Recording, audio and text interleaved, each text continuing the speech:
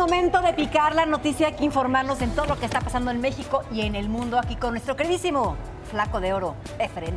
Mi Bienvenido. flaca, la de la sonrisa brillante. ¿Qué nos tienes esta mañana? ¿Bien? ¿Todo bien? ¿Tú? Muy bien. Tenemos parte de lo más relevante que presentamos esta mañana en el noticiero con Francisco Sea. Hoy, 2 de octubre, se conmemoran 50 años del movimiento estudiantil de 1968. Hasta hoy existen dudas sobre cuál es la realidad, cuál fue lo que pasó. Tenemos una versión, la versión oficial, pero aquí tenemos parte de esta historia. ¿Cómo fue? ¿Cómo se registró ese 2 de octubre? Vamos a ver el siguiente reportaje.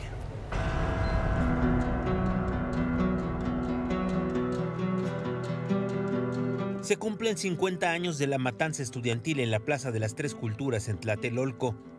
Eventos como el bazucazo en la Prepa 1, la toma de Ciudad Universitaria por parte de elementos del ejército y la detención de estudiantes fueron algunas de las situaciones que desencadenaron el 2 de octubre.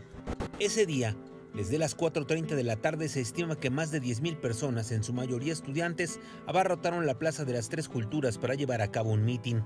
5,000 soldados y policías resguardaban los alrededores de la plaza, apoyados por 300 vehículos militares. 2 helicópteros sobrevolaban. A las 5:30 de la tarde, el Consejo Nacional de Huelga inició el mitin para dar a conocer los puntos de su pliego petitorio. Esto desde un balcón en el edificio Chihuahua. A las 6 de la tarde, de acuerdo con versiones, un helicóptero lanzó luces de bengala. Otras versiones señalan que las bengalas fueron lanzadas desde el Templo de Santiago. Acto seguido, vinieron los disparos del Batallón Olimpia, policías vestidos de civil que se infiltraron entre los estudiantes portando un guante blanco. Los francotiradores del Batallón Olimpia estaban apostados en los edificios aledaños a la plaza. El mitin se dispersó, la gente corría en busca de un refugio y de escapar. El ejército hizo acto de presencia.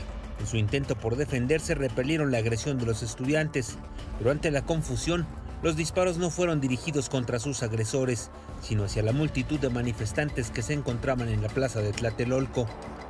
Estudiantes y líderes del movimiento fueron detenidos y encarcelados. El saldo de la represión es incierto. Las cifras oficiales señalan 26 muertos, 75 heridos y 1,000 detenidos. A 50 años de la matanza estudiantil, la cifra de muertos se desconoce con precisión y no ha habido castigo a los responsables, señalando en primer lugar al expresidente Gustavo Díaz Ordaz, que murió en 1970, y al expresidente Luis Echeverría, quien se desempeñaba como secretario de Gobernación y quien fue absuelto por el delito de genocidio. Imagen. Ahora sí que, como siempre lo decimos, el 2 de octubre no se olvida. Oye, pero esas cifras son reales. Es la cifra oficial, la cifra del gobierno. Por supuesto, aún la información sigue fluyendo. Hay datos importantes en relación a las imágenes. Se escuchan detonaciones ráfagas de armas de fuego cuando los elementos del ejército traían armas manuales, es decir, un tiro volvían a jalar, un tiro volvían a jalar. ¿No coincide? Y lo que se escucha de fondo son ráfagas de armas automáticas que no coinciden. ¿Y cuál es la teoría en torno a eso? Que también, digo, desde mi punto de vista, había muchos halcones también, había mucha gente encubierta del gobierno, había mucha gente que probablemente traía armas semiautomáticas guardadas. Exacto. No necesariamente la gente del ejército, sino la gente dentro de el gobierno en ese momento, que estaban ocultos, como todos los halcones que estaban.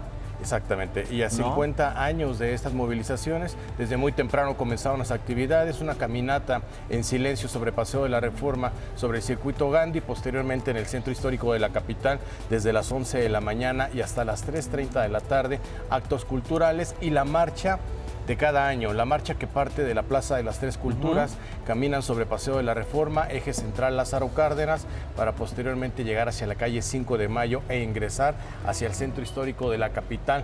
Están solicitando a las personas que participan en estos movimientos que no haya presencia de elementos de la Secretaría de Seguridad Pública para tratar de evitar enfrentamientos.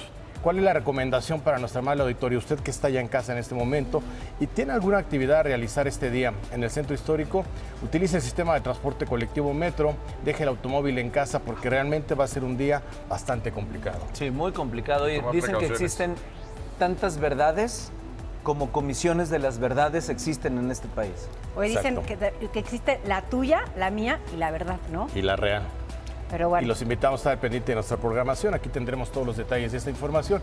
Y vamos a continuar con el año 1968. ¿Cómo era el cine en ese momento? Vamos a ver la siguiente nota. Venga. La década de los 60 fue una época de cambios, de agitaciones. México y el mundo vivían una etapa de drásticas modificaciones en el pensamiento político y cultural. El cine mexicano en 1968, pese a las limitaciones técnicas, pese a que la represión acechaba, había establecido contacto con el pueblo y luchaba por politizar y sacudir a su público. Surgieron proyectos alternativos, experimentales y vanguardistas, fuera del guión tradicional. Destacaban directores como Alfred Hitchcock, Roman Polanski, Stanley Kubrick, Jean-Luc Godard y Luis Buñuel.